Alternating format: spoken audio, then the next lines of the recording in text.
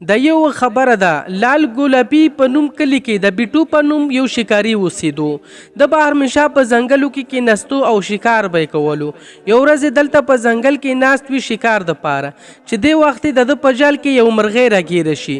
بیټو چې دا وویني نو ډېر زیات خوشحال شي.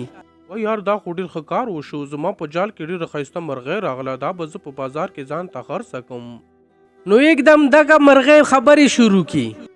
ماما مړ کوه ما آزاده که زما ورکوټې بچیان دي. او یار دا څنګه مرغۍ ده، دا خو خبرې هم کوي. که دا زه ونیسم د ده به ورکوټې بچیان وي هغه به څه کوي؟ نه زه به دا آزاده کړم، پرېږدم یې.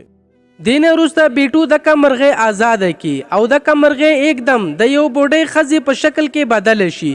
بیټو چې دا وویني نو ډېر زیات حیران او پریشان شي. مورجانې ته څوک یې؟ ما ته څه مه وایه، زه یو ښکاري یم. زه دلته مرغۍ ټینګوم، بازار کې خرڅوم چې خپل کور ګزاره ورباندې کوم. نه بچی تا ته هېڅ هم نه وایم، ته خو یو ډېر ښه انسان یې چې زه دې ولیدم زه دې ازاده کړم. ما ته ووایه چې ستا څه خدمت وي زه یې کولی شم، ستا څه په کار دی؟ نه مورجانې ما ته هیڅ نه دی په کار، زه خپل مهنت او مزدوري کوم، دغه شانتې د خپل کور ګزاره چلوم. ما ته د ستا هیڅ قسمه امداد ضرورت نشته، دا ډیره مهرباني. بچی که بیا هم تا ته د کم شي ضرورت و نو دې وجې نه زه تا ته د خپل کور اډرس درکوم، بیا هلته راشه چې څه د په کار وي مانې وغواړه زه به درله درکم. دا خبره وکړې دینه وروسته دغه ښځه دلته کې غیبه شي او بیټو ډېر زیات پریشانۍ کې خپل کور ته راشي. بیا دلته خپلې ښځې ته دا ټولې خبرې وکړي. ای بیټو ته خو ډېر زیات بېوقوف یې، دونه ښایسته موقع په لاس درغلې وه او تا پرېښوده، ورشه واپس هغې ښځې ته هغې نه ډېرې پیسې راوړه. ای ښځې هغه بوډۍ ښځه به زما په باره کې څه سوچ کوي چې زه څومره لالچي یم؟ بیټو ته خپله سوچ وکړه، داسې موقع څوک د لاسه ورکوي؟ ما ته وګوره زمونږ څه عزت او زندګي نه شوه پاتې، مالک مکان ته چې کله هم وخت میلاو شي راشي او موږ له دمکي راکوي د کور د خالي کولو. ډېر هوښیار یې ته، ما نه دې نغدې پیسې هم واغستې او کرایه دې هم را نه کړه، او چې زه تا له دمکي نه در کوم نو څه به کوم؟ شابه اوس دغه کور خالي کوې په دې ساعت. نه ورورجانه ته خفه کېږه، زموږ د خبرې دا مقصد نه و.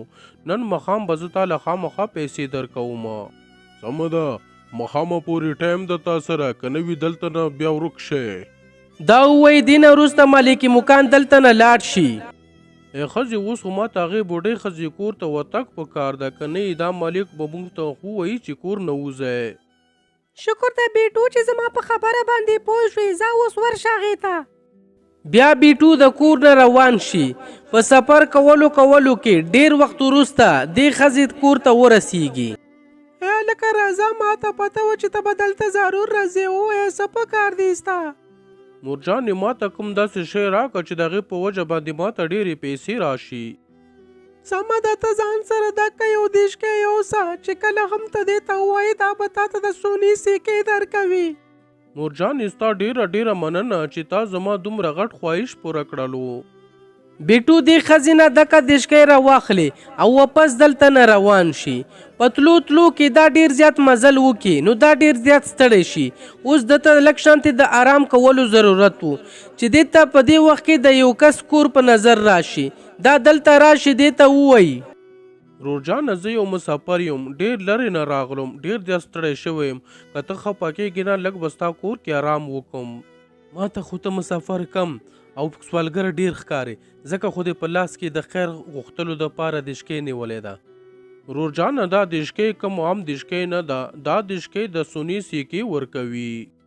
میټا چې دا واوري نو ډېر زیات حیران شي او ځان سره سوچ کوي څه پته کېدی شي دا رښتیا وایي، د لږ ساعت خبره ده، دا چې کله ویده شي زه به خپله ووینم چې دې کې سکې جوړیږي او که نه. رورجانه ته ما ته ځای راکوې که بیا زه دلته نه واپس لاړ شم؟ نه زه دومره سخت زړه ولی انسان هم نه یم چې کور ته میلمه راشي هغې سره داسې سلوک وکړم. ته بس نن ورشه لږ ویده شه. بیا چې کله بیټو دلته ویده شي نو میټا دلته راشي او دغه دشکۍ دلته نه اوچت کې واپس لاړ شي.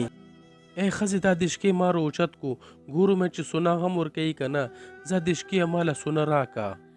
چې دا ووایي په دې دشکۍ کې ډېره زیاته سونه راوځي. میټا او د ده ښځه چې دا وویني ډېر زیات خوشحال شي. میټې په دې تشکي کې خو واقع چې سونه جوړیږي دا غیله واپس ما ورکوه موږ به ډېر زیات مالدارې شو.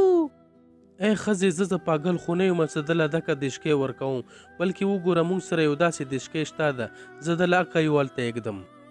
بیا میټا دکه دشکې دلته کیدي او خپل یو دشکې اوچت کې یو سی هلته بیټو ته یې کیدوي. بیټو چې کله ویښ شي نو دلته نه پاسي دکه دشکې را واخلي او بیا ورچینی وځي د میټا شکریا ادا کړي. دې نه وروسته خپل کور ته روان شي. چې کله کور ته ورسیږي خپلې ښځې ته دکه خبرې ټولې وکړي.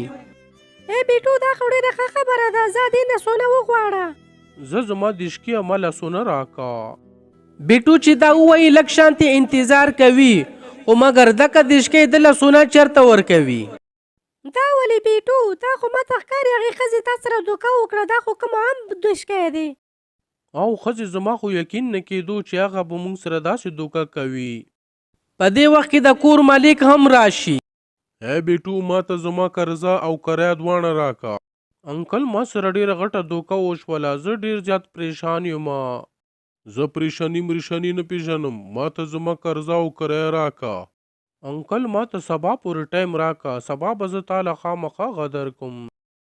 ستا تاریخونه خو بالکل ختمیږي نه خو زه خیر زه به سبا راشم او خپله کرایه او قرضه به درنه غواړم. چې دا ووایي نو دا دلته نه لاړ شي. بیټو اوس دوباره هغې مورجانې ته ورشه او هغې نه څه د کار شی راوړه. او ښځې زه ډېر زیات ستړی شوی یم زه سبا هغې له ورځم. بیا چې کله بله ورځ شي نو بیټو دلته نه دوباره روان شي او په تلو کې اخر د دې ښځې کور ته ورسیږي. مورجانې د تا ما ته څنګه دشکې راکړه ده دا خو هېڅ قسمه سونه نه جوړوي. دا څنګه کیدای شي ته لږ دې دشکي نه سونه وغواړه. بیټو دې ته د سونې نه ووایي خو بیا هم دې نه سونه نه راوځي. دغه ښځه چې دا وویني نو ډېره زیاته حیرانه شي. دا څنګه کیدای شي دا کار ولې نه کوي خو زه خیر ته دغه کپړه ځان سره یوسه دا چې په ځمکه واچوي هر قسم خوراکونه به درته راځي. بیټو دغه کپړه دلته نه راواخلي او بیا دلته نه روان شي. چې کله د میټا د کور په خوا کې تیریږي نو دا یې ودروي. ای رورجانه چېرته ځې او د ستا په لاس کې دا کپړه څنګه ده؟